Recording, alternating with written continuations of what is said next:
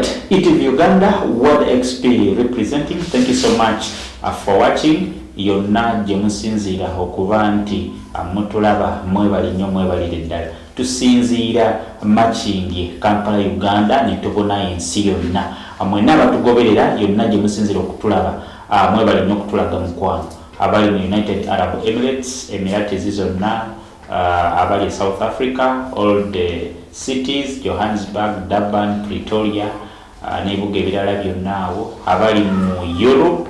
thank you so much. Abali mu United States. I see it another day, another interesting interview. Era nga tulina omukulu abasinga gumumanyi nga Prince Aizo.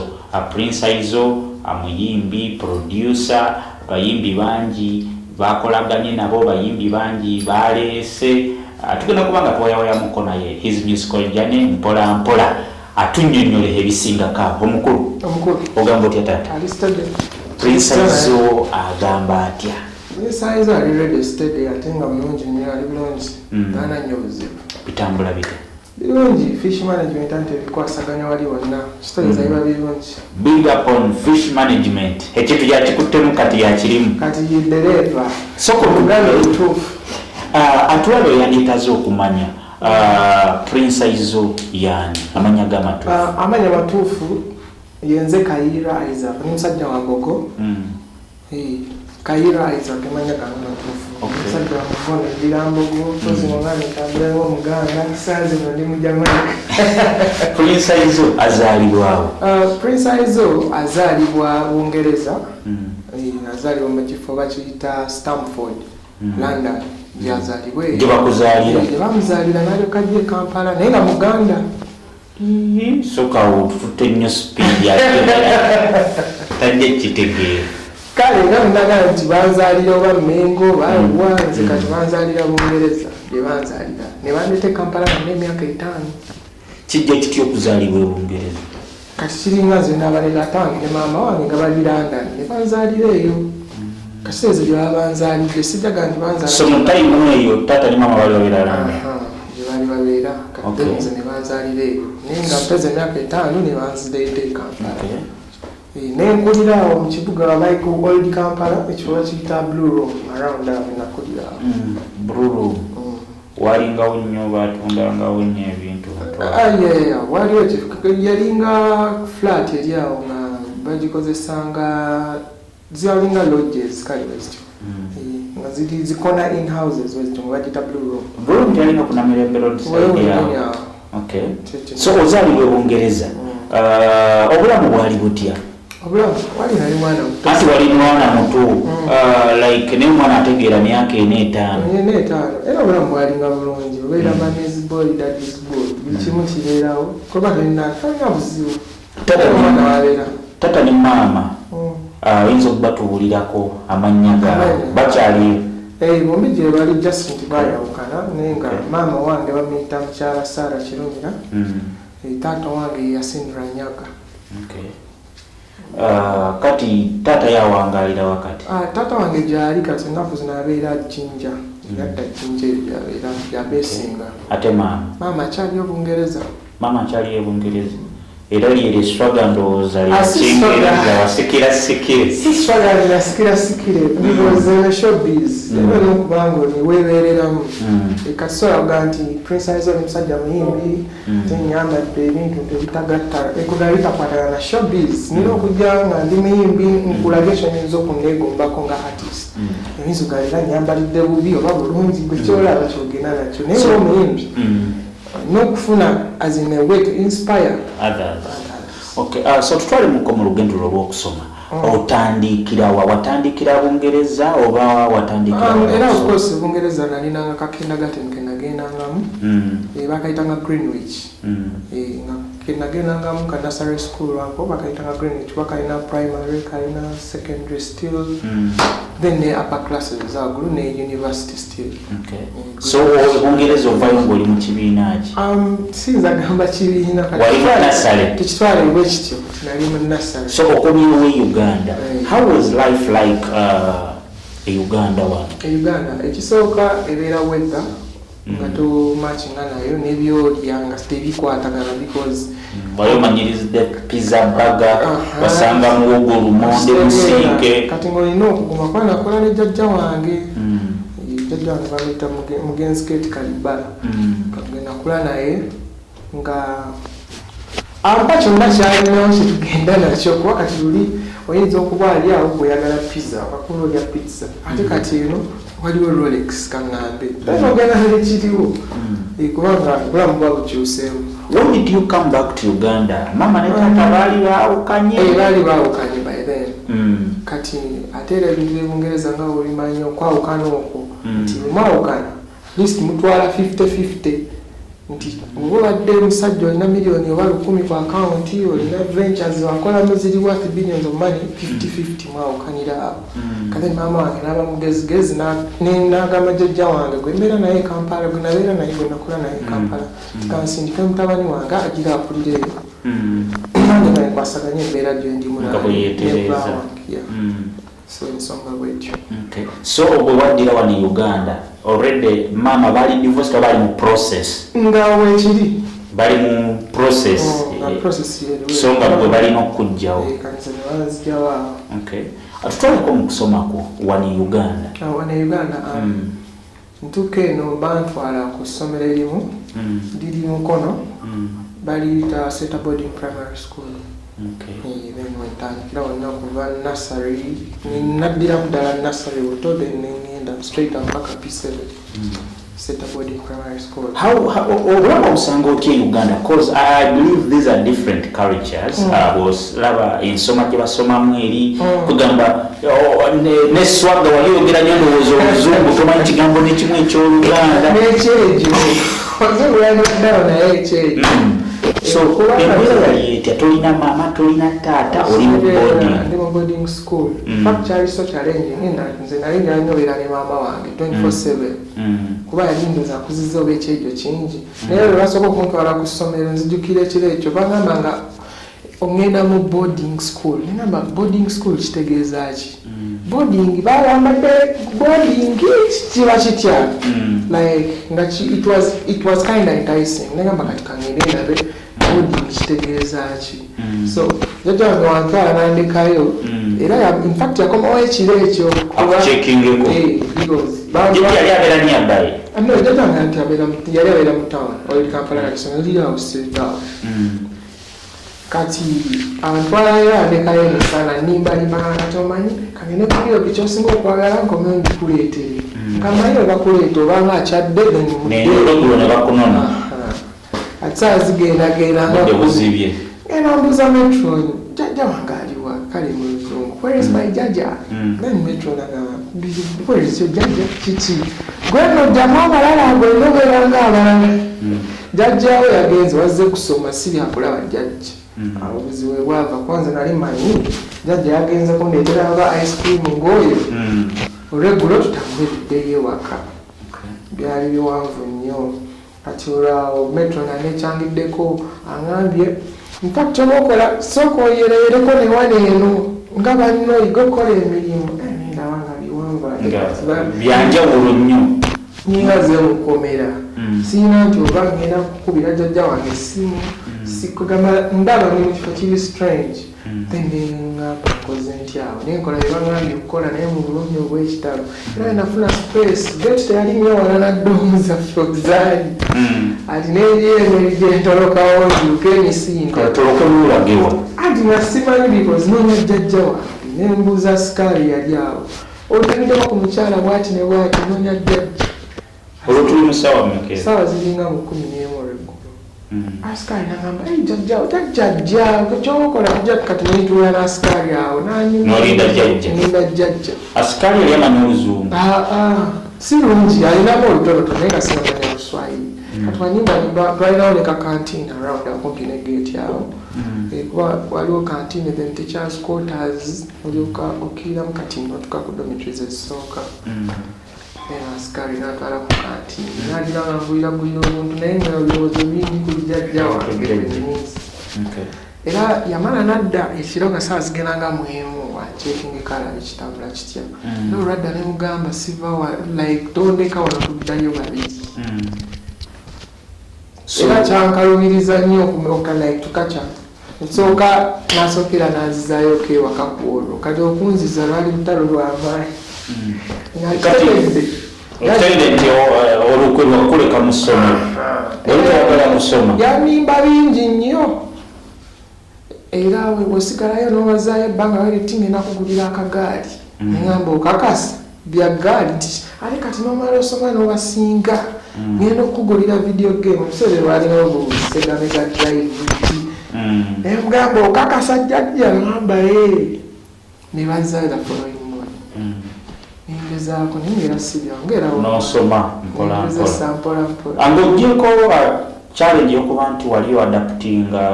kuva mu culture ndala kudda mu culture ndala embeera z'abaana wazisanga otya abaana bo bakukamingawo bali batiizinga nnyo wazirayo oluzungu lwange already nandumanyi kati bo nga like language barrier ogezaawo omunyonyola ekintu kyoyagala naye nga temukwasaganye bulungi kati era nga I was ever isolated for some good time netandika okupiikinga era omala nofuna kakwaniko mpolampola bw'otunuulira embeera eyali ku ssomero wasobola otegivunuka wala abasomesa abaana ne bakuyambako banyambako nnyo era nzikira twalina ticca bamutanga Madam Harriet yantegeeranga nnyo kubanga saaza okusoma obutabo ng'obwo ng'ayitanze kuba nalina bulungi omulungi grammar omulungi ne spoken omulungi kati nambasomera nnyo riddles stories nga ntita nnyo era nafuuka nnyo mukundi mukwano gwange era nga ne jjajja wange nga mbuuza ani mukwano gwo mubali mu bantu bange nga mugamba yo Madam Harriet nga gwakwasabbi kyange era nambeerawo nandaga kugamba omwana yenna alina okusoma okuba successful mu nsi kati nga kugamba ye next of kin wange by that time. So osomye seta boarding paka primary 7 ogimaliriza wayita bulungi nyiza okubana ne pass slip zange nafuna 10 aggregates by 10 aggregates omaze primary 7 kyekyaddako ekyaddako awo nengamba maama wange nti kati ngeje gwera mu vaaka kale nasooka enkomewooko nzireyo ke UK abiragamba vaga omusajja goguveeko kati ogenda okula sigala bulungi nejjajjaawo omulabire kuba kati agenda akulirira beerawo obireberere nayawo just in case nekyetaagisa obeerera naye kati oluvama mwali mwogera mutya amasimu gaali gazze twaliraba zino zimanyi zino ez'okunyolwa zitegeera and by that time newajja simu za Sony Ericsson wakyazimanyira byalinga ebinene kuliko eri eyebale nnyo neki Alcatel maama akiweereza waliwo mukyali yali akomawo n'akomawo nakyo nakiwa jjajja kati ng'alenge gye twogera. So omaze P7 secondary otandikira secondary ngenda okusomera erimu still yali mu mukono ayita Greenville High School mukono nengendako eyo nensomerayo kosi nyange mpaka kati gye bayita Seta Green campus bagikyusaennyini bagikyusa kati kuba bano bagayi aba Seta High bebagigulamu ngenda eyo nayesoma kosi nyange mpaka senior 4 womalira ku Greenville omalira ku Greenville senior mpaka senior 4 then back era ya senior 4 nenvaayo kati nenzira ku East High Ntinda. How was today wali ku Greenville? How was life at Greenville? Kuba Greenville yali nnyo baana baswaga. I remember those days. Swaga yali inji nnyo inda. In fact mkono waliwo amasomero abiri agali ne swaga awo. Greenville then eddala bali lyambala ne lifuuka bali bayita Awiko Africana Whiteland College Awiko zisimanya nena mijango naye yafajibaliranga waliwo agali ageswaga zonga abaana batayagala kusoma nnyo mubeere eyo Greenville sasali mwana wamugagga mwana wa mpamba naye nga baana baswaga babeeranga awo ennyo era ddeli aba balingi kubanga in fact twagibanga international school bangi nnyo abalina amalala amawaazo nga we interact n'abaana abalala Kenya vudde wawa yali lyampaka. So how was life there at Greenville? Greenville yanyumanga nnyo kuba twalinanga buli Saturday twabeeranga na entertainment kugamba twasaba kubanga gyabasabye musaba ku Saturday teri kusoma kati ekiro mulaba muvi abaana babeerayo kunyimba kiwe so byatunyumiranga nnyo tolina twali okugamba kubanga oluba mu kilasi okubako omujozi gwogwakati olingato yey'amaanyi n'otambula nga wayagala ebiseera ebyo amasomero gaito gatandika bino bya abaana kwambala kaji ng'omwana ayambala ekikumba kye n'osalako n'okkirira wansi oba ku capa oba wa nga buli mwakulaba naga yeewoyo ng'oyambalira ddala tubira ddala ekikumba eky'amaanyi.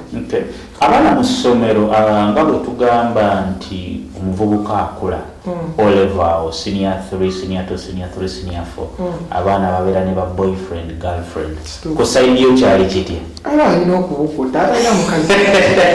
kati ebiseera ebimu nga twabeeraga ne preps ekiro okusoma no preps nzijukira kati engeri gye bazimanga classes nga zirina bus naye nga bateekanga mu bodies ezaawula partition ne musulako nga mu ka unit webale nnyo kati bakubanga bodies so kati musaaza preps eyo evening preps musomasoma tawandikanga obubaluwa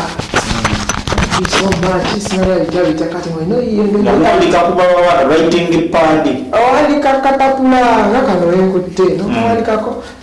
nowandika n'omukazi gwoyayateba sendist oba jomugundi sagera kati mu boodi ezo eno tuba twalina tusoma naye nga osobola okukona ku boodi eno abalimu eno class baba bakubawulira akoona kati ngaokola omakinga sure gundi prep etandise omanya atudde mu nsondo bakyali olona nja kuweereza akapapula ka gundi okamumpeera abawala bali basoma bokka n'abalenzi bokka n'abalenzi bokka naye nga engeri gye zituukayo ziyita mu process okawoono n'akatambuza ate n'akawa atudde ku boodi eddiridde eri nkagenda paka ekatuuka ku boodi eriko omuwala gw'oyagala kati senga lola akuvaamu nekatuukira ku mukyala ate era byatuuka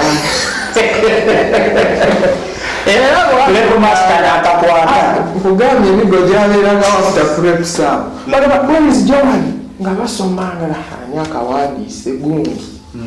banonyandraitinti emibala nabo twagitanga emibala nga bakuba emibala era emboko zo zaabangawo bali bakubyeko akawanika nekatakoze era bakubako nzikanga kolonali naye senior 1 senior 1 nali mu senior 3 nga waliwo ba Morris Hassa yali mu senior 6 kati kola tasharinga classes senior 6 n'aba senior 3 kuba class yaabwe ya senior 6 baali balina bye bakolerayo waliyo PTA meeting kati netujoininga classes kwozika batuba n'oyo Morris Hassa oyo naye musajja alumama nnyo kati omusobola nga watabu nnyo kati twawandika obupapula naye nga alina gwawandikidde nange kati ngegera omuto okuye nga akumazi kapapula kano kampeere gundi prep egenda mu maaso mala omusajja buno nga batica abasinga babeera kati bw'omubaza aganze ku wingi endala ng'oyitamu oddika oningi obuuza kana kapapula kampeere gundi mu bwangu kati nda process akubuuza what are you doing? Come here. No papula bukebera otabuza nabo mbeerozi kano kanyi ngate tosobola wala Morris kuba yali musajja mukulupo awaavu obuzibu baatukuba nnyo ekiro ekyo bakuba emigongo emeka yakukuba nnyo endasaabala gyasukka we gyagikola ng'ogyeko kukuba emigga ebyo ebya coupling what was your worst moment at Greenville? At Greenville olunaku lwena omanyi twasharinganga cases twatwalanga zino cases ekyuma ku masomero kati ng'otwala otekamu ebyokulya byo byonna nga wabimanyi kwenta ne pocket money wo ofunawo obuliganyiga mu case kati abaana bali balinga babbi balungi case tamenye eno kuba era ne padlock eno mu maaso abomola eno emabega eyo gye babomolanga agibikula yonna najjamu buli kyakulya naddamu n'abuzzaamu obwo kati gwogenda okujjanga kusoba ku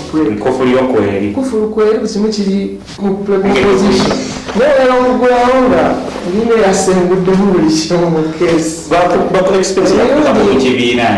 ekyo kyandukako mu senior 4 nzijukira naye namukwano gwange yali mutabani w'omugenzi president Binayisa era ne bamuyita Binayisa Tony kati kwolwo twali tushalinze case y'emu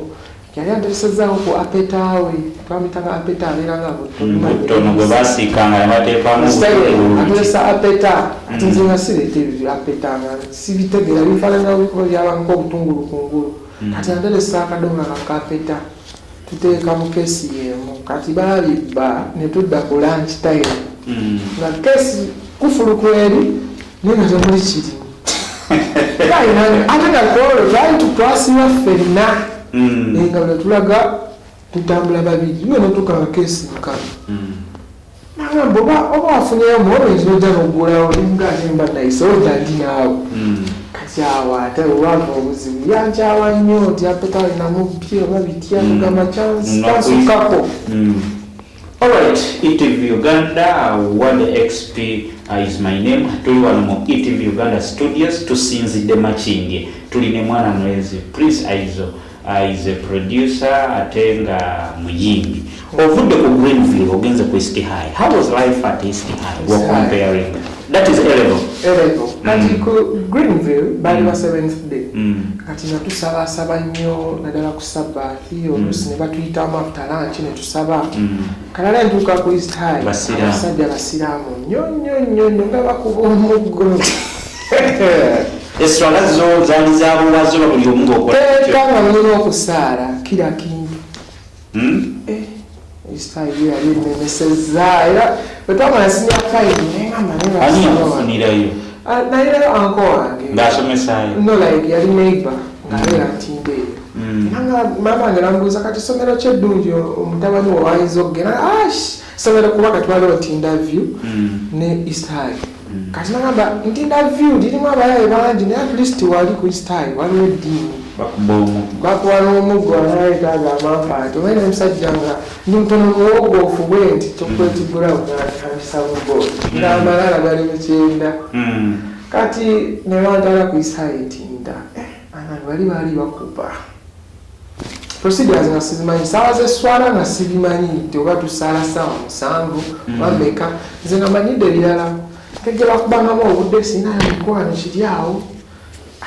fe twalinanga ka siren eri ku Greenville babayo kali ka siren akadde kali ke banyiga obunyisi kale ku East High akawe natukira nga kafa nga bakuba kano ka handbell kati nga assembly yasooka sajja nga bakoze assembly kwanza isomero ndiyingira ku Friday kusula kulweswala kati bandeseewo bagenze kati ate saa zentukiddemu za kusaala olwedde eri mu ddo munoonya katanda ngenda kwebaka omusajja eyajja kwolwo yali babali bamita Kasikali era erinnya lye Kasikali yali teacher naye nga yakulira ndowooza ebyokusaala agamba gwokola ki wano buli omu agenze kusaala gwoli wano mu ddo nayakubba bintu by'abantu nemuganze naakadya muzeeyi nagamba mwebuzabuza bujja bwemutyo oyakubirawo oluyi kinamangosaale nawe nagamba ate wano kidde wali n'ofuna oluyi nampeyawo luli nagamba naye bannange kyekiri wali sirina yadde mukwano sirina nyambako kundirectinga nengenda kugeza muzikiti nga bwe naali kati ntuuka muzikiti baalinanga polisi like abaze mu registeringa abalinzi abaze mu muzikiti muwandiika ate olina okuba n'ekkanzu nzisajja na mukanzu tebakubuulira anko tebabuulira sino lyemulagako babugaali abasiraamu ne kati nze amalala agange nazingamba bakuwa ekkanzu n'ogaana anti kati nze saabijjukira tebampa mpembu neŋŋaana nakyerabira mu byonna bye nakola zinali nkulembeza kubaamu na ssente mu nsawo nabyakulya bingi ngerawo omanyi abaana b'essomero kati n'ekkanzu nayo nendeetera emiwunyeera ku olwenyi bemuwani nga natajja ku ssomero sina kkanzu kati naye lwakuba eyali asaazisa imaamu yali musajja mulungi nnyo ng'ategeera ngaze naakajja mbadde sina kyemmanyi nagamba okay naye ne last warning ekkanzu tuzitunda ano ku muzikiti wavaayo nayo ate nga poketimane wange ndaba agenda kwetoola kolanetolomukanzu nebuga tebampadde na poketimani bangambye bajja kudda ku mande awo siwe muwonero oyo ayagala agula ekkanzu ku poketimani wange nemuleka ekkanzu So otambula senior 5 wamala nogimalako nasoma era nimalako senior 5 kale ngobimanyi tomanyi janga farafara nembeera ogenda nopiikinga noadaptinga era balina abantu tanafeekeddoola eyo freestyle nga lwaki feekeddoola ati nebasirya kawunga ngamba nesente zange sente ngozijja anti babamutanga feekeddoola lwaki feekeddoola ati musaza holidays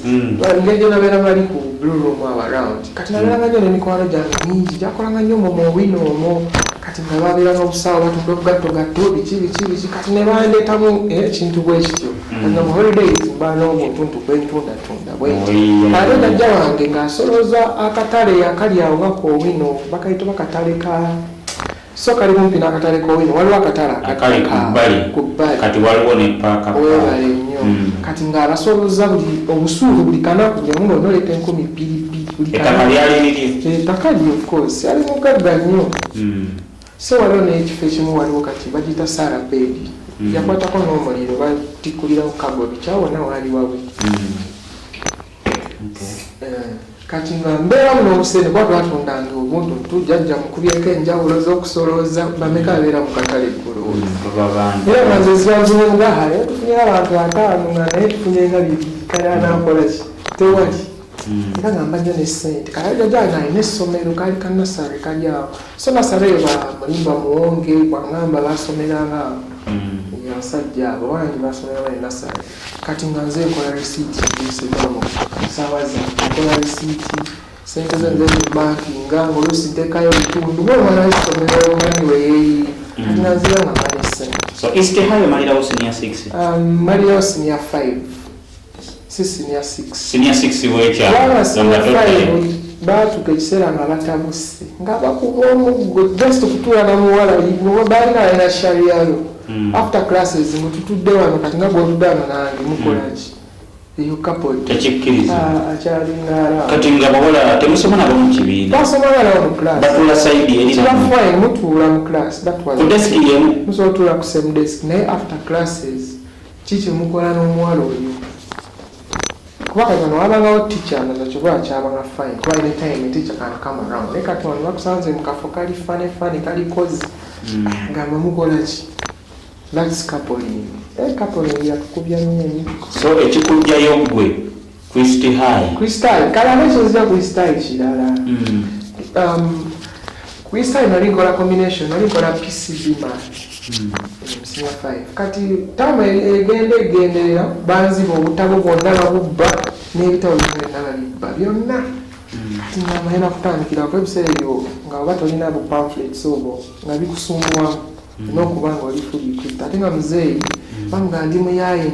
nnyo kati nga bakwadde akasente keeko taagala nosensiwo kati twalinayo abaana baali bagenda Ntebe eno ku botanical nga bagenda soma ecosystem kusoma nature kucorrelatinga nature n'obuntu bwa bulijjo nti baluka bitambuza ebyobulamu ebintuntu ebyo ebyo kati olwo twalina baasi nga kadde basi yampesa expulsion yali basi nkadde kati twali tujja process netonyange erimu tulitulye yali basi nkadde kati amazzi nga gakutonyere kuba etonye kati nagala tuyimba kuba ne director w'essomero yali mwali mu basi basi eri webali nnyo tugala tuyimba we want a bus new bus buy us a bus new bus we gave you our money katwali akayimba k'ekiyaaki kati abaana ng'ajja be bayimba gayanyiga nnyo inda tewatuuka yangobera awo genda sijja kusobola kuddamu kukola nawe omujjukiza byalina okukola bangobera bangobera ku botanico kyenzijjukira ne basi tewanda mugirimu asalinya basi bangobera ku botanico agamba genda nkugamba okwagala todda nkwagala komawo ku mmande ko yali weekend komawo ku mmande ne muzeeyi omuzadde mukimu ebintu byona bive ku ssomero lyange kuba nze natandiikiriza iwante basi new basi kati buli omu n'ayimba ekyo tuneotuuka entebe ng'abaana byebayimba yanyiga nnyo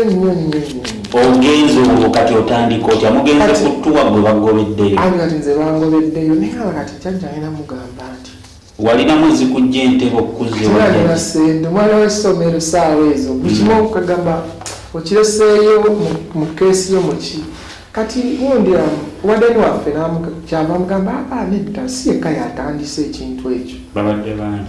bangi kuba kati avuuka bonna abadde emabega bonna baali balala ekyanyamba baalimu abakola effujjo bangi mu nnaku za bulijjo nagamba olwo tasobola kuba yekka negundi oyo alina okubaako noono kuba ffenna twali mu environment yemu emabega eri kati ne batugamba ffenna batugoba ffenna abaali emabega eri twalinga 10 abalenzi abalinamu kufujja agamba enna tubagoba so mwalimu naye muganda wa zigiri alinga bamuyita pinye tajja babaasi ngaakubamu bisimanya bintu byanyezibayimbayimba nga yakuba engomu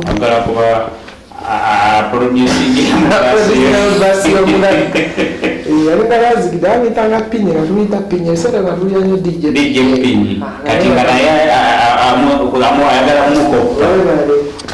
nga yakuba yakubira engoma okuva eyo bamaali olwasonyiwa nemugenda ku ssomero batususpendinga mukaawe eddakiika ezisooka nga 45 ne batukafyulinga ffeka ne tuddeeri nemubanga abasibe isolated netubeeraawo kati era baakola bye baakola ffe tetulina kyetwamanya ku ecosystem era n'omumbuuza ku ecosystem y'ebiseera ebyo biki ebyali esaamanya kuba ffe twali awo so bwe kyaggwa muzze ku ssomero tudda ku ssomero abazadde ekiro ekyo kyennyini nga tukomyewo kyaka batukula emiggo nga 1000 nga baagala kukusonyiwa oba kubakubatukula emiggo nga 1000 ne batugobeera ku ssaawa nga 7 ekibagobya kuyimbira mu bbaasi tebabagamba mugende muleete abazadde batugoba nabugamba tugebeera na suspension esooka netugenda era infact singa twali tulinga abali mwe oba USC oba bibuuzo ebyo byonna twali tujja commuting nga tuva wabwere naddala netuleeta abazadde naye nga bayomba bitya nga bani abayomba abazadde babalala bonna bona nzijajjange ali amanyi mukozi wa ffujjo naye ngaera nga amakola effujjo era naye kasitota ku babaana nti lekale jajjange yali akuwagira jajjange yali amanyi nti nina effujjo so ki ekyaddakaawo bakususpending bamasuspending zizeeyo wajjajja maye yali musabi nnyo ng'asabirawo oyo musumba kiganda era wandika zi prayer requests ati nagamba ekibonerezo ekisooka ekizonjozera musawa nungi nalawandika prayer requests zino zaali nyingi ng'abantu babulijja bajja njagala mukama akole ekino mukama akole yampandiisa nawandiika nempulira nga nintami kyokka nga tulina zidebitalina baisaawa emu abagenda mu prayers za night prayers nga musumba kiganda alina ozisoma kati nempandika prayer requests ezo nagamba kati tulina okuddayo kusomero tuyiza tutya okwogera ne maamawo kubanga nawe gatuba kususpendinze oba kiki ayinza obutaddamu kwogera naabo nga jjajja simanyi nanga simanyi gunze nakoze ffujjo oba ggwe nanga kati simanyi kyakkola tukoze tutya nemugamba kati oba omugamba mugambe nalokose nolokoka kikyankomyezzaawo okuva ku ssomero nti walokose kinazze kwatula bulokosi ensonga nga zakisijjajja yalimu uli alanazo ensonga ze zakito nnyo zakisiri ate sobola kubakobwa oli muzukulu wange mwana bajjajja abakazi kuyita mwami talina gyayinza kukola nnyo kiryawo era twagenda netwaddayo ku ssomero gundi directa n'abagamba okusomera abana abaana ekitegeeza buli omu alina okujja ne ssente kuba abantu naye tugula ebbaasi kati buli omu alete contribution ya bbaasi gyagamba sebo tugule tebabasalira wabula bagamba buli omu aleete contribution yakwetubatutandiikira tejjajja nagaa ate school fees twakamala fees ate kati ate simanya bino bannange nze nkoze ntya oyo ngamba okumuwa expulsion n'okukola contribution kati kiri gyekuli musaleewo netuyiyayirawo ngeri gyalinayo omusomesa abaana sente zayo yalinanga akatambaala ke akasumulaga najjayo buseere n'abayo emitwalo nga 5 yagamba kati ezo katuziwandike naye tujja balubira final ekisembayo atambagatutte ne bali bonna babasolozezza infact bagamba kati gweokoze price mwenna mugenda soloza emitwalo 5 kati nze saalina nataamu kukolaki kuggwako nga jjajja sigenda kukolaki kuddayo olwotange weddeko ng'ebulayo kati ninga wiiki 2 tonakola biguzi bamwali tunakola nga sigenda kuddayo eyo wakiri noonye essomero nagamba ati tamuweddeko wakiri tuye engeri okole ebibuuzo tulabe ekiddako senior 6 oba tunakyusa emugaa naye bajja kuntunya nga batunya nnyo nagamba sigala osome ngamba kale nensigala netumalako ttaamu era olwamala nenzira ku Greenville yange nogamba eddalo lyange ntandize lyatandikira sina 5 olwagala nzize mukono siira era still oli ku PCB math kakyala ate ne combination yenkyusa nekola PCM ekono combination yakutabukako kyangana bakintabuseeko efujjo libadde lingi ate era oli muzi OOF nga ndaba sigenda sobola ate nanze nali musajja mugezi nnyo infact walaba omusajja omu akola ku BBS omuyita Alan Cruz yamanyiko bulungi nnyo nali sisingika naye ngaeffujjo liryazijjako ekintu kyange ekyo ekyokubanga sisingika kati entuddayo ku Greenville ensaba bulungi ekifo nebagamba ate wali walaga wali nebagamba tutte eno ku East High okay no problem kati subire kati bakyusaamu okuze n'okukula nebaga era nakyusaamu. Alright, ETV Uganda tukyali ne Prince Izo tuwayawaya mukompolampola. So Prince Izo omaze senior 6 ku East High omalidde Greenville sorry kyetaddako ekyaddako twaddamu vaaka senior 6 kale ebiseera ebyo Maurice Hassa omuyimbi oyo wakaleke kasome ndowooza omumanyi bulungi oyo musajja sasa ayimbayimba obuyimbayimba ebiseera ebyo muwulira ayimbayimba obuyimba ate yali musajja wange nnyo nabeereyo namu Kisugu agambanga jangu eno natandika okuyimba kati jangu nyala kutwalako nemubano simanya ebiseera ebyo waliwo banyi abayimbi yali agala okuntwalako gwalinga mwaka kyogo yali 2006 2007 kati tubalawo good life abalina gyenala okutwalako eno mikwano gyange just tubeereko eyo bangoni era mugamba teosinamu ssente bulungi yali vaaka nga sinamu ssente bulungi bangoni baali bakuba naye nga yali agala kuntwala nozamba good life nga siyimiridde nagamba okay tewali buzibu nafunye mukwano gwange nakamotoka naye kanzije nkukime tugende nkutwaleko ewaba Benon ndoza balina Benon and Vampus baali tebanagikola bayali etandika balinawo studio mu garage ku Salama yali ku Salama ku Mayanja that was 2007 I think ngendayo kale nsanga abayimbi bangi nnyo babibolyo abo nesanga ne Queen Bella by that time waliyo group nga bagita Spontaneous barabadabani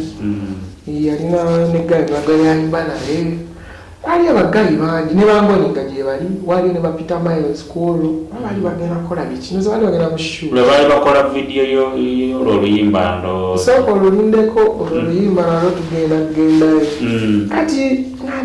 ngamba Morris ne kati kyekigenda mu maaso wane agamba bayimbi we bali bonna leero kyaka bali mu recordinga wabiyimbo bakiki era singa bategeeza bulungi ne bayo onsta mu video mwendi bulungi nnyo yali Mr. DJ biseera walingawo ono DJ omusoga bamuyitanga nebividi bakiyita DJ Vito yalinga waali nomulala alina akalevu kano mwali nemu vidiyo mbeera bitamanya naye nga DJ Vito yaliko ebiseera ebyo nga wakabi nnyo Morris bano nga bakyali bakali koze ndotuuka ku studio mundeeri ndirabeeko wefaananamu agamba kikulu kati abaserebu bakyaliwo tosobola kuyingirayo kati naye nagamba ebibeera mu studio namba kale buli ebibeerayo Morris akozemu kaleke kasome batanaba akakoze already kati afunye n'emikwano atandise naye kati emikwano aba mu studio mumbeeramu biki eyo munda gwe sooka oluyimba olire kati nze mmanyi singa ababimbulidde waakiriza nengamba jjajja nga jjajja kimanyi bantuteko mu studio waliyo ebintu webiti newebiti kati mubisa ngamba mubeeramu oba mizindalo microphone oba nebyo bambala ku mutwe headsets nga mulimu n'ebigundi bye bambala byaba DJ bambala nekyekya ne computer ebiseera ebyo mufuna computer zaabanga zakabeeyimu ate tezirabika era nga oba ogifunye ofuna bwala second hand ng'oli agikozeseza bala nagikuweereza byalinga Pentium 2 Pentium 3 Pentium 4 ati tulizaisebe zina generation ngamba nkikoze nti ekyo Vampos abaza Morris story kingobadde obuzire nti mbeera namunge ate ologoze naye bamuyitaani omugazi bampitayizaaka ambayizaako oli muyimbi nagamba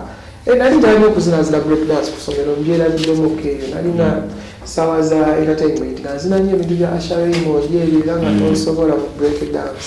zikiraya era vaka yemwegendako okusharing ensambyo waliwo Michael Rose ngazina obuzinawo sinyorita bikibi kinzikanagenda keza obeera mu time eyo kitegeeza ne Lions wagikubako Lions DJ zikabaka waayo waddeki divate twana Sparks okyazijjukira Sparks mu kikolide Sparks ng'ekwata baaba tobyogera nako era Sparks emala kusala maanyi divate nefuna amaanyi ebiseera ebyo kati basajja bamaanyi nnyo baali awo nenavyo yaliwo nzijukidde wamu nga tolina weetatuuka mu studio so tewafuna mukisa gutuuka kati saagufuna kwolwo kati ate ngufuna Morris era nkimye tugenda mu shuuti ey'oluyimba nenyingirako mu studio nensanga Benoni awo firimu etandikira Benoni agamba gwe mayi nali njagala nnyo ebintu byokwambala yambala era naye gwe ofuluma nnyo babita bakufuluma nti ngojunenyengalaezo bwentyo ayinatula studio nga ndaba mulimu ngera ebeerabeera mu studio nengaana ekino nze nsobola kikola naawe sente wali olinawo ku sente muganda jaddange yalinga ntuma okusolooza abantu abakatale nga basolooza nga muwaayo era busente nga nze nfuna sente ngamba akoze ntya kati ekibuyaawo walingawo ngera musabode ku street okwo balinga batundako era ebintu bibikadde second hand kati nga ngenda ngulayo ebizinalo gya radio zo radio ezabanga ne double speaker so ne Panasonic kati nga nze ngulayo ebizinalo mayinja egya studio microphone zino za shuwa nendipangapanga mawawu nengola amplifier nengende wakiseka bangambye waliyo computer waliwo atikudde computer second hand nga naye computer sizitegeera bulungi eriwo eyinza okukola kyenjagala kati nga nze mmanyi oba oguze ebintu ntu ebyo ebyo studio oba ogimaze tuli mwaka ki ogwo 2007 still season emu nga Morris yakantwala eyo kati nzija sinkana guy baali bamuyita Cas de Ras yali promoter waato guy yalina sente nga musamasama musinkana eyo nga ngula computer yali anoonya keyboard emugamba neze nja computer aleko keyboard yaki nagyerabira nti naye yeetagisa nga sente zimala zigula keyboard nagamba ngenda kutandika bintu byabayimbi yali abeera muyengo eyo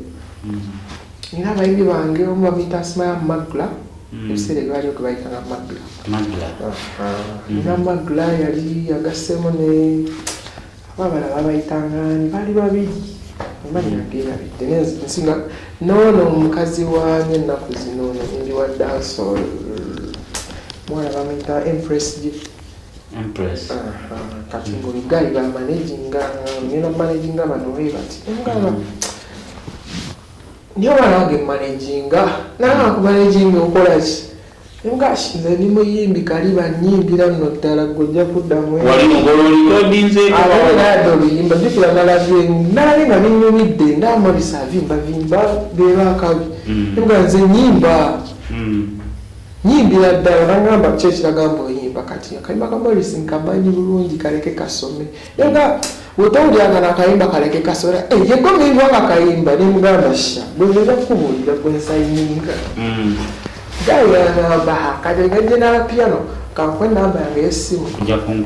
kunkubira kati nooza musaabaze teyanfaako nnyo yali afa nnyo kuba nabayimbi abakazi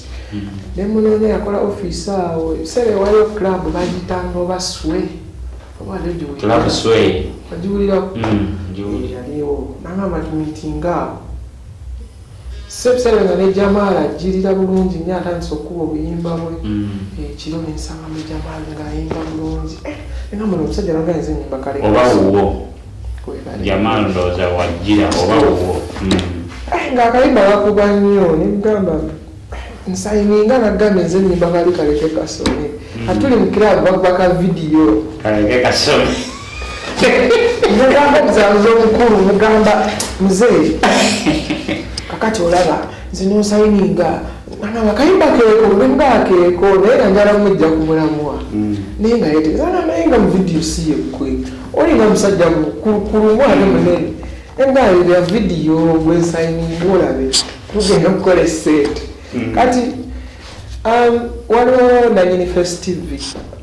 omu ku bananyini ye PJ Bawazi pajobo erinya netuufu naye nga yita PJ alisalako ali mukwano gwange nnyo nga twesanga era ne mu club omu nga afunye egayi bamuyita Casta yeyita Casta Ras abalala kunsayininga naye gwe kakasa mugambire ddala yenze oyo ajulire PJ asudire omusajja nga yoke kati ngenda kusayininga kati PJ ali mukwano gwabo abaswangiza avenue nnyo ba Benon Vamposi kyera envidio zawe zonna neza Good Life esinga yabangamu nnyo kati amugamba this guy can sing, this guy is so good, is much talented. Kati guy ngagamba ne oli gwenda mamulala nga gwe kyate kyotamanyi konzenzi na break dance bakuba obuyimba bwali wa Asha Samulinda kulindi kukungamba tandika nazina abazina bangi nnyo bagamba ono ali talented wamma kituufu asobola n'okukola ebirala naye nga kimanyi yabuuka nti mulimbi mbuyenze Mauritius so yakusayininga oba nasooka nateekako yali agenda osayininga naye sasayininga kipapula sooka sayininga bali ono pijja mugezi wange kati ono wa festive kati pijja ngamba atusayininga sikirungi kisayiningirawo twagala akira koleyo vidiyo nga bbiri tukakase nti alina ali serious nga pijja mugamba nina studio bagiyita Swanzaven yabakyali bange sobola ogendayo tulaba then twagendayo like after 2 days tukayo Benon yali afunye zilogo eziriko Swanzaven ezo sebiseera ezo nga ziriko obuntu obushininga nga ali kulondamu ebibajja agenda okukozesanga mu Swans ate kati Benon bwoyo yatuvimba nnyo nga tayagala namumanya atunulidde zilogo musajja namugamba nomuyimbi wange njala omukole oluyimba lwa mmeka olimba lwa where you are Blue 3 ne Good Life by that time those rebali bakalufu nomyawawa agamba oluyimba ndikolera emitwalo 8 naye deposit nsobola kumpaako half emitwalo 4 omusajja nagamba mani ezembe problem zekankusasule kagayi namu emitwalo 8 ze yasaba nalina PJ Bawazi kati Benon nangamba kati oyimba style ki nze nga nayo style sinadooye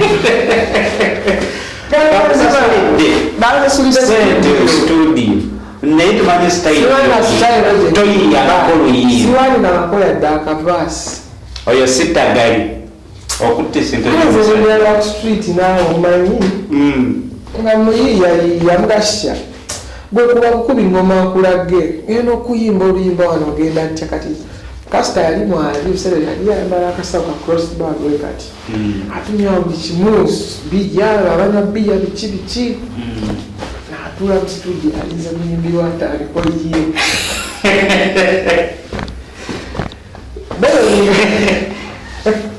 Benon yagamba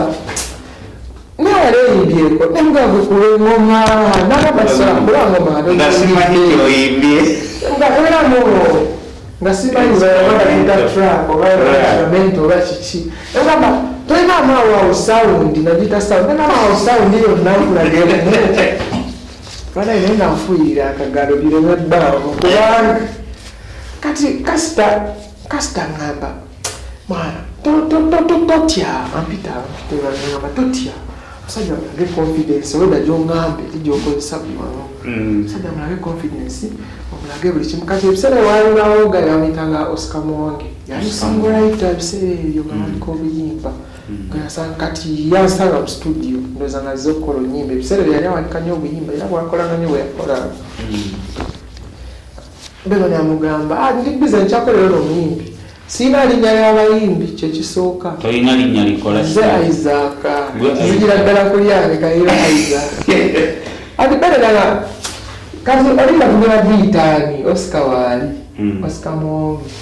Muwange aŋŋamba ne mwana sooka nyimbira mama tuwulire tufune title kuba nange ndi songwriter nemugamba watuyitaani nagamba nyingira oze nkubulirize tuba tuluyita nemugamba wa kati nga musalira amagezi abeeko kyayimba kwemba nzimbira Oscar ayimbamu akayimba neba bakatuma enkwetaaga ke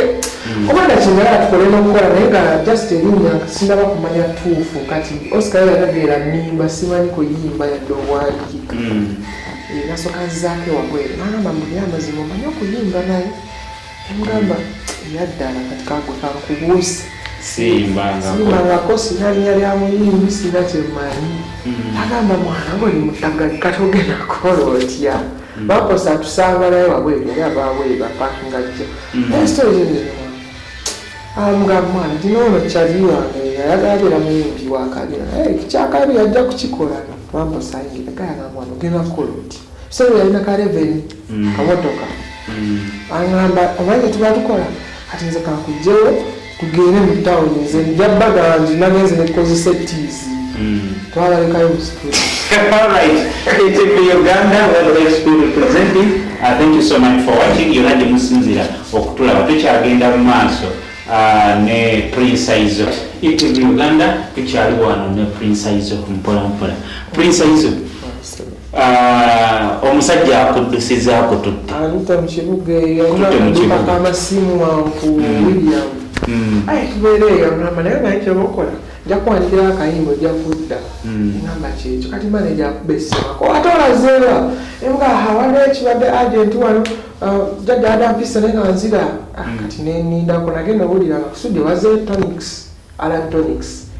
yalina akayimba kebaleeta okumasitaringa okuswanza bene bangoni simala kagenda katya akwagala yaani atakulimbe yaani kuserezo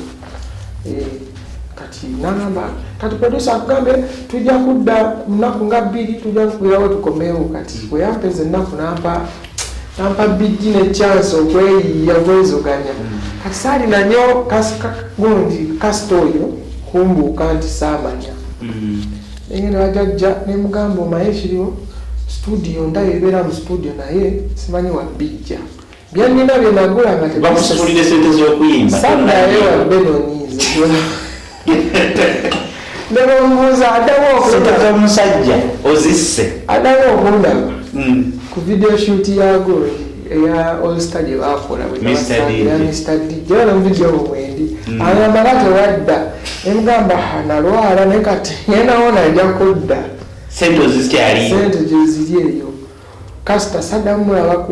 kumaliza ennaku nga 2-3 naddamu kugenda ku shoot y'abano muri sasa yakutwala tutte tugendayo nga hali omusajja alina mufeesinga atagamba waago tofaayo mbasaba ku shoot tushootinga kati then era still ku shoot jjajja wange nga nkubira kiki kyoyagala okukola oyagala lekerawo okusoma kiki ndaba wetaddeyo ku bayimbi gamba nedda just banyambako kumpa kampani ewaka tokyabeerabeerayo nnyo mbadde kwetaaga ngendereko wali clinic bagitanga Abbey Clinic ewandege yaabo ngenda ku Abbey teri nawandege yayo fact oba nanatuuka nawandege yaabo ngenderako neteka ku ddagala biki nemugamba kale kanzije kuba video bagishootingira era awo sayize Namirembe waggulu awo nga opposite n'essomero lya baliyita batya Kampala SS.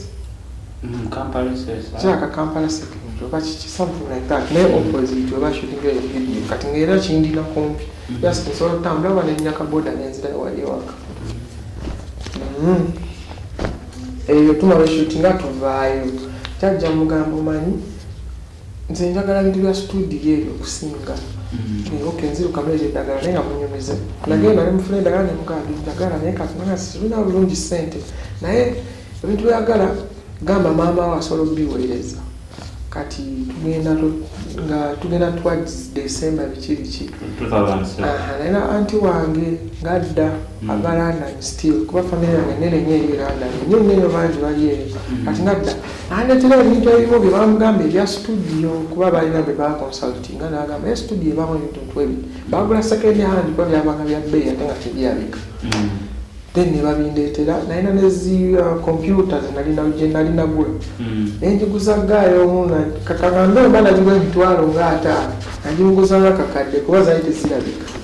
Ate naye sigikozesezzaako baali bamita abbe nengimuguza nenyongerangerako ssente kwe kujja emakindi. So bakuweereza ebyuma ebyuma bituukadde. Eba bituuka towards Christmas awo ng'enkya Christmas awo 2007 mbifuna. Nsanyuka nnyo mbeera excited ngamba naye bino ngenda bikozesa ntya okufuna software eyo gwe bakozesa. Nga simanyi yali FL Studio. Logic Pro ng'olimu kubanga otegeera. Kitegeera 5.0 ate ng'olina obimanya. Engamba naye kati natandikira awo. Teri gwe kulya ddala. Ofunye ebyuma bya studio. Bifunye. Tomanyi we babipanga. Tomanyi eddoboozi livaamu litya. Sina kyemanyi. Kati ekibadde kyali kikuyimba kola production. Nali njala kudisprovinga kujjawo kino nti simanyi kuyimba ate nsobola n'obikola. Olw'ensonga nti Benon luli mu kusooka yanneyagalirako nga nulya zirogole nga naye nange nsobola obeerako bwenti. Nange nenkola kyane. Kati ati kyangobayo nga ndaba tujja kukolagana bulungi naye naye nga ndaba tusobola okukikola. Si mu bubi just yamba inspiration. So abo studio bayimbi ki abasooka okujja mu studio yo? Omuyimbi asooka okujja sebe waliwo taata Niero MC Fish zikira yasooka kuba bwali budde bwa misalasana oba yali avaawo naga wano waliwo studio kizimukola wane nemugamba tukola music kati nemugamba bakolerewo biyimba kuba kati nali nfunyeyo bagayi nabajjayo mu church. So n'omubambi yavwako yagenda lwenjaga yamujja sawa nnyo naye kiri awo namujja mu church emu ako kepisi ng'akuba nnyo ennanga. In fact omusajja eyawampa software bali bamuyita Legend P yali muyimbi wa gospel ali muganda wa Steve Jean yanzibira ku software. Ebiseera yali abeeranga ku Lubiri SS opposite nga mwapangisa gye yali ampa software eyo owa FL. Fact Steve Jean yayita nakola studio nga yayinagayo bagwakolera AVI side ze wansawo najja nankumbi side zaawo. Tulimanyi bulungi yanzibira ku software n'amumpa. Era yampangira ebyuma bya studio. Nga yamanyi sound engeri gy'atambula. Already yali abeera na Steve. Nampangira bamuyita Legend P. Wamusasula? Era namuwaayo ku ssente.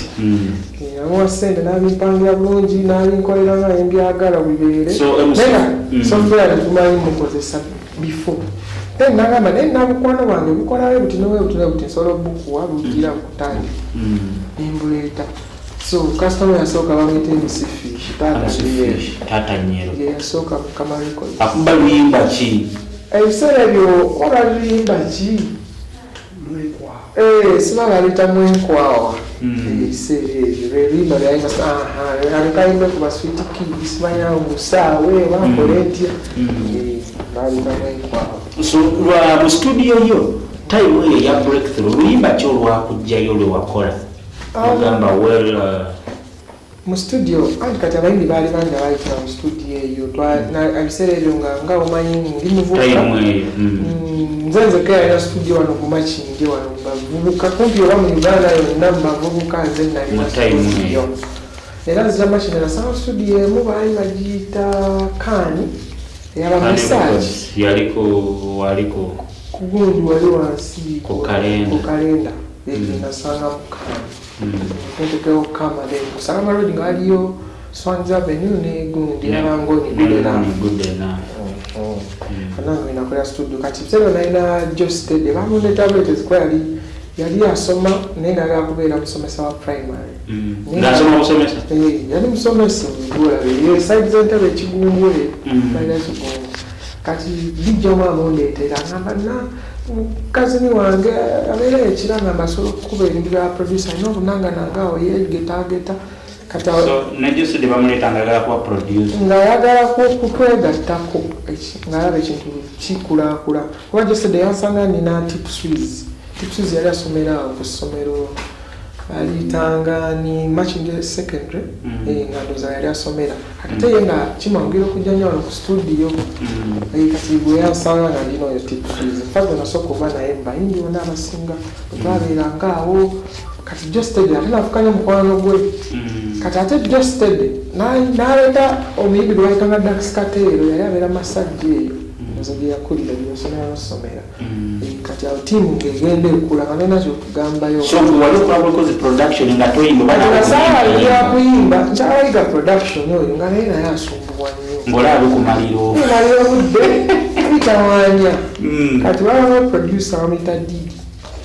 yali wano waggulu wano emaki kati yajja buzi yatusanga waawo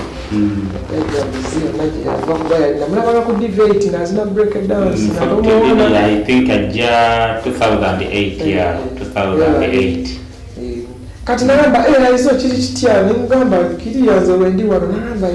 sesa studio ye eri wano nti okay kati Didi amumanyisa era yali Morris kubanga babeera babone namuwongeeyo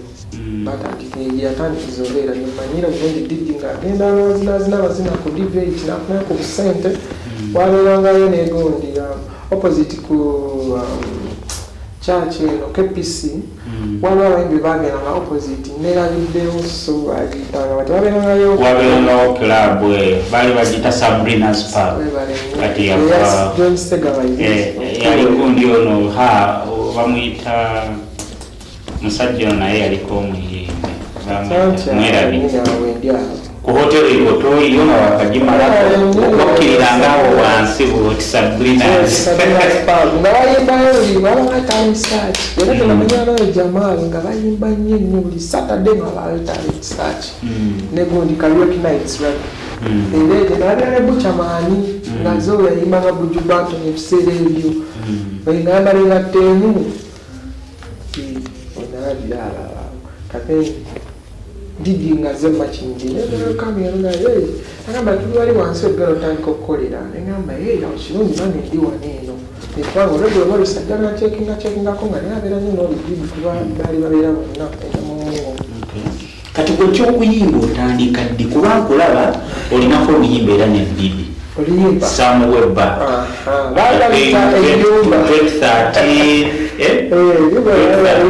okuyimba nga gwe otandika ddi okuyimba kuba tukirabye okoze studio naye ate ekyokuyimba si kyoliko just oli olinga businessman studio yawe eri naye ngamba kati ntandikiddewa nziramu nsaba kasita maneja wange oyo omukadde eyali akusayiniza webale ebiseera ebyo nga divate bali kumpi giggalawo sinakuba osobola ku Cineplex naga divate weyalia ananda gwe waddawa wambulako obubuzi saakutegeera nemugamba nze yanti kati ate nafunamu obuzibu jjajja agenda n'abaala nemulimba ebintu bingi nyamba kati yo ali ku kinanana ne studio agita kamera mwana nti kati nange nakuno sikyali nnyo munoja music nabivaamu babakomaa ne Maglawe ne Empress J muyimbi simanyi ebyakugerera ebyo ebyabo kati twalina Bella Queen Bella ajja ku studio okurekodinga akayimba ebiseera ebyo nalinawo producer bamuyita Dr. Pinan so kati ebiseera yadenga ku Monster Records Dr. Pinan ndowooza yajjira n'agendako banewa yakolako wa Megadi Deni ndoza nalyoka agenda era yali nsasage y'amaanyi awo General Megadi yanzibako abantu bange sijja kukiyungamu ekyo yabba okuva ku producer just the yayiga production awo namunzibako Dr. Pinani oyo wali producer omulala muyita Enobits so ennaku zino ebiseera byali muyita Enox Enobits atandikirawo Kama Records anti wetuli awo n'ababba Family Records kati naye abawala natunye Kama Girls ebiseera byo ndaba obuwala Chiri Girls Swangz Avenue n'egundi beegatta ne bagude nabo ne bakola Chiri Girls amene nasha naye nsobola okukola ki Kama Girls kati batandikiriza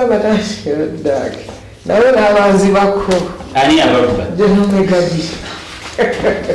wabana wali tubasasula nedda olwo yali asinga erinnya n'amaanyi ne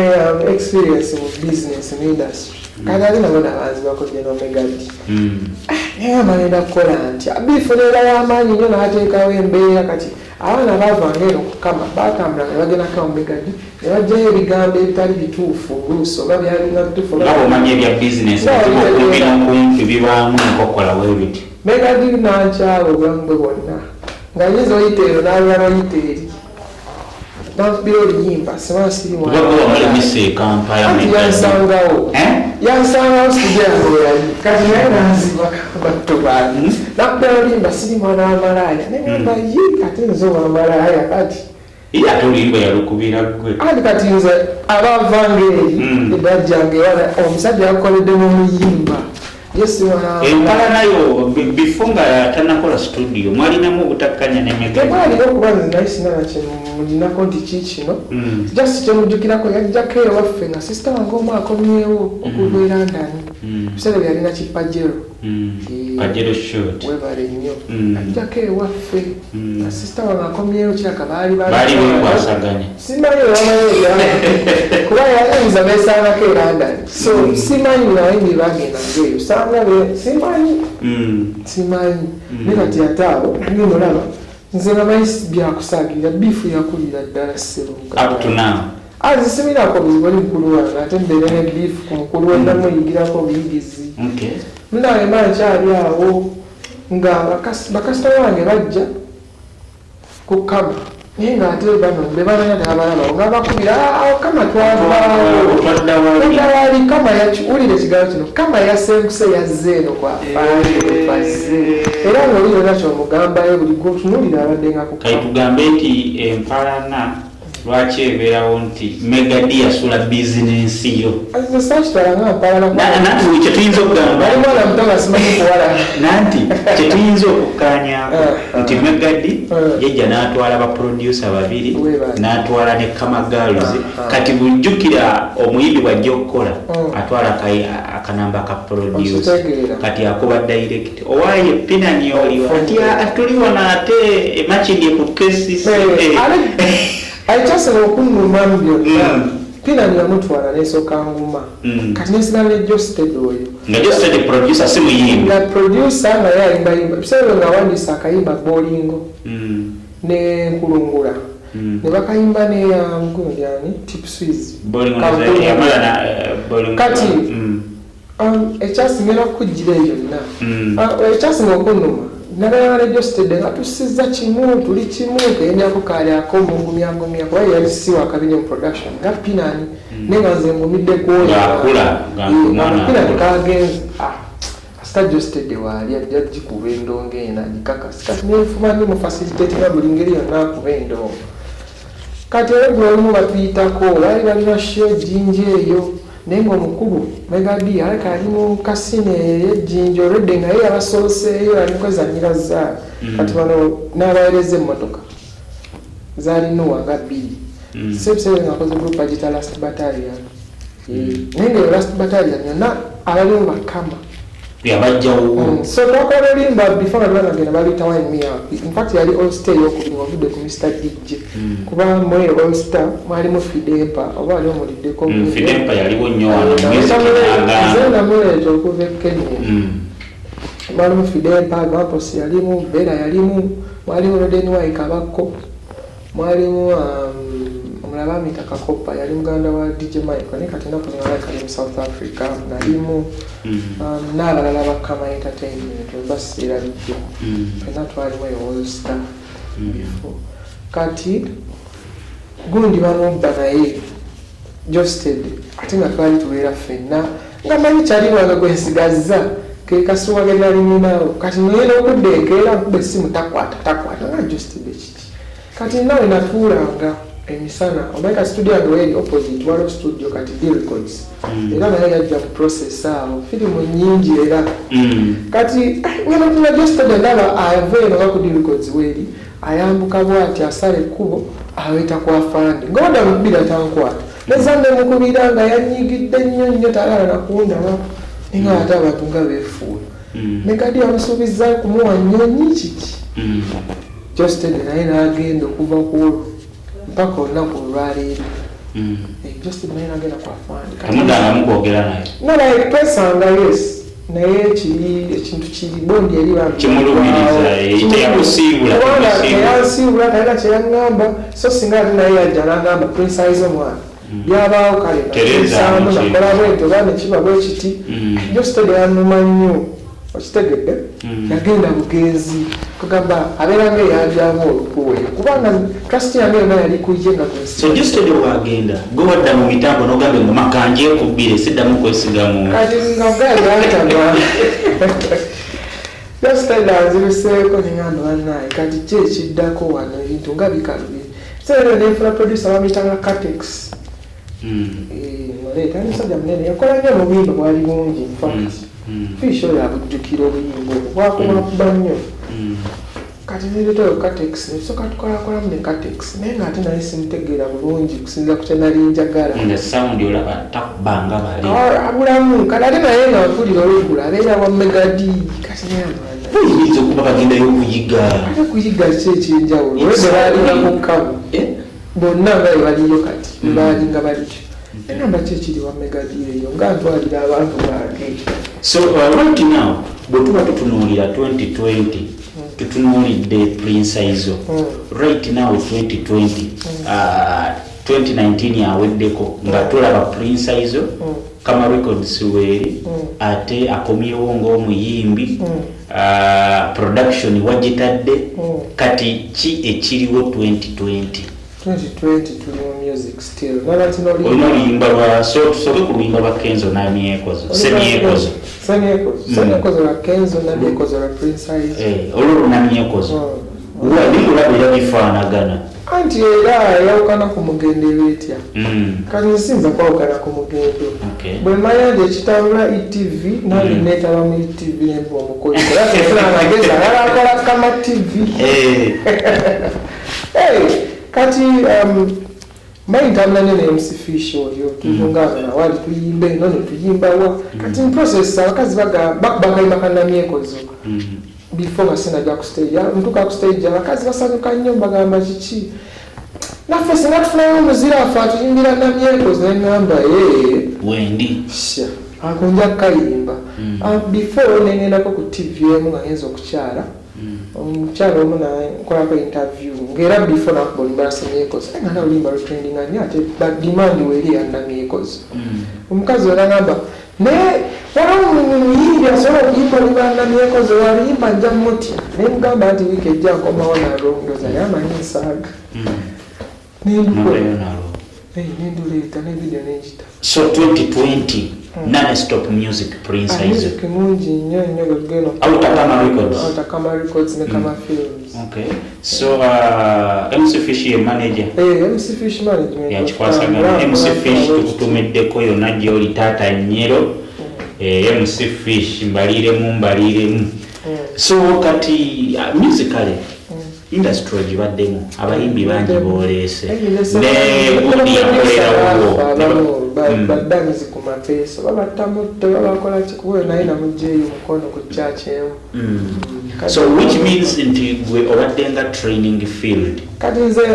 omanyi okubeera legend omukola omukululu kusaaleero okubuuza aba legends bameka mu Uganda music industry at least eyinza okutaweza abantu 10 naye nga ate nsobola okugamba olwaleero bangi bampita legend because ntadde omukululu nti sonoga ne list y'abayimbi nga 5 ne ba producers bani abalala ni Kama Records tabani wange nnyo ne abahiti bakumulira ku ssente ale bampa zaake nze sikola kusula oba already naye yakusasula ale nansasula ki kyova wamba nkugambye nti omuyimbi oyo nze namunakyalinga kitegeeza teyapyadde olwata ngabula olw'ekisa kyange neŋŋamba bwayi kamukolere kino tomanya kyalifuuka enkya somera selective tuyisa ezo ssente ozijjawa kubanga endabika nembeera etambula endongo togijjaamu ssente sente emusifisha ateerako ssente malejawana yampa ssente oba waliwo walala wava akasente akawerawerako mami akyaweereza ziri zipawo ezitowamu mami abeera ayamba mwana okitegedde kati ndi musajja mukulu kitegeeza nina okwesagulira ekyo bwavaayo naye kati kanyimbe wano kankole kino kankole ka bizinesi we kati kanguleyo obutakataka noyiyanga omusajja biki byofunye mu industry ng'ojjako okuyamba abayimbi industry nfunyemu obukyayi mbufunye mu bungi kubanga era bendonyeza eggere ebali nsambiza ebiseera ebisinga abanvumye omanyi edda oluyimba lwa kati nga emundu evuga eyo nogula emmotoka ebiseera ebyo waliwo omuntu bayita limpazo mufo kyokunsiima yakola atya oyo yavuma buvumiro oyo tayagaliza nebirala bingi byali bingi kale yayogera bingi naye oyo muganda wange mayize ensonyiwa gundi yakubirawo weyakolera emmotoka ani ono producer Mosikani abo n'abatabanyi bange bakesa ku mapeesa bamosikani ba Dr. Fizo nina abasongwriter nga ba Dr. Brain abo nze nampuma n'erinnyo oyo nina ba Jose Pro abalinga ku Abbey Records n'abantu bangi nina mubbanga limaze okukolagana n'abayimbi n'abantu kikyosinze okubategeerako abantu eneeyisa yaabwe abantu beefuula manyi kibayita enkwezenge abantu bitonde ebyo biba nga kwezenge because omukolera ekintu naye tamanyi lwaki okimukoledde kitegedde kati nyinza okukolera omuntu ekintu nga nze kimanyi sigenda afunamu naye nga nkimukoledde bukolezi afunemu agende nze kusaidi yange nayongera okufunamu kulekyo kyembambaze naye ate natakitegeera ate nekyo kyennyini n'atakisiima olwo bangi twesuubiza yalinga operationyiyitamu olidda nonona ddala balisamba nelingwira Uganda what is my name tuli wane Prince Aizo Tumba Prince Aizo nga tumaliriza emboozi yo ebadde empanvu nnyo naye nga tumaliriza Prince Aizo mufumbo bawala balaba omuvubuka anyirira abayinza ogamba chocolate handsome boy gambi alisiri musajja mufumbo nali kuyise ku mbaga yange oli singa ni sachi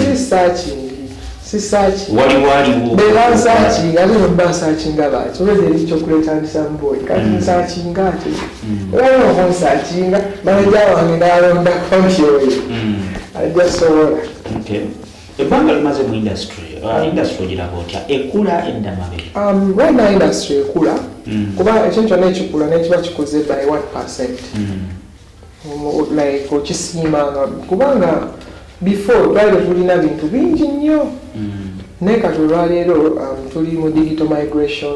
tuli nze buvubuka eyasooka okukola music studio mu Uganda bane Africa bazaaliwo abasinga music bamulanga abayaayi naye kati olwaleero osanga studios nga 10 mu location emu kumpi abayimbi luli baali nga batono betwamanya tobajjoze Kaminyoni bani naye kati olwaleero kabiri nawanajja ku show era kiggalwa abaana bakiggala bangi bonna balina obuyimbi obwakali kati ngoga abadde ne stake emyaka gy'obaddemu since 2007 tubala emyaka gibanga emyaka 13 mu industry what's your view about kwekugambe bananyininga studio nti studio ejja nereeta omuyimbi nemukolera oluyimba sometimes abamu breakthroughs awo akwegayirira oluyimba lwa mitwalo 40 nakowaayo 10 n'atazireeta bulungi nakuwomuza amasanyalaze nemukola embeera eno nti baproducer oba bananyini studio tebafunye nnyo mu bayimbi bano okkiriziganya nakyo oba bafuna ekyo kye balina okufuna omanyi music is art ate teri price ya art studied simply because nasobola enta ngamba ati okola oluyimba ku Kama Records oba nalina kawumbi tojja kukola nentuula oba nfunye kasitoma omu mwaka zemba nkozi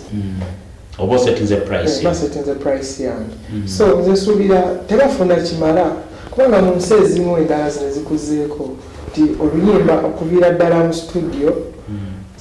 producer oba studio efunako rights royalties ku magoba okitegedde tumindi naba ayimba Kampala oba nga ayimba oluyimbo alina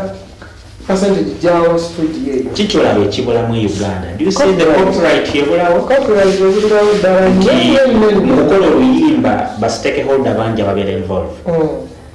copyright yebulawo nnyo in fact okutandika bino ebintu bye babeeramu ndaba bagula tiagasi kukuba abantu babulijja abantu abamu balituddeko nemayo section kubanga naye eyingiza ssente mu ggwanga ate it resolves the country's image abroad still singa naffe batufaako mu eyo sector ne bateekawo kuba ministry of kino nga ki effectinga copyright okubaawo kubanga olunaku olwaleero miyimbi Kampala tusobola kugeraageranya n'omuyimbi upcoming we Nigeria muyimbi ayimbira emyaka nga 10 owa Nigeria akubye oluyimbo tosobola mwekana mugereza just Nigeria wa Kenzo wali omulabyeko ng'omaze okubbaanamyeko Kenzo naliko naye dda era mukuyimba oluyimba lwa bowlingo nze namukwasa tip swiss ninga tip swiss osobola yimba n'omusajja oyo muleke mugende mukole tip yagaana twali tugenda na Senegal nateete ku club agitanga Bristol ze nateete tip swiss nasooka agaana nibwa blood ono abanga asobola bolingo yaluwandiika just yawandika bolingo okitegedde emugamba ono Kenzo aba asobola like okuba ekyenjawulo kyakola mulimba holiday yalinawo hit songs emugamba banategedde biki era ono nagamba naye mwana kyali oyo ekikuba ayinza okuneefuulira biba bitya bimugamba bikola naye Kenzo oliba yali apiikiza alwagala kubanga jjukira twapafominga nga bifo ebyenjawulo twesangabakalyoke tanalo recording nga lwalabidde luli mu studio era producer wayo Kenzo yegomba okuyimba lwani ono yali talina maanyi gonna ga approach nga Kenzo ate naye yali talina ngeri gyali kutali yali nnyo kyeyali amwagaza kuba naye yali azimba kiki oba ontegedde bulungi Kenzo yali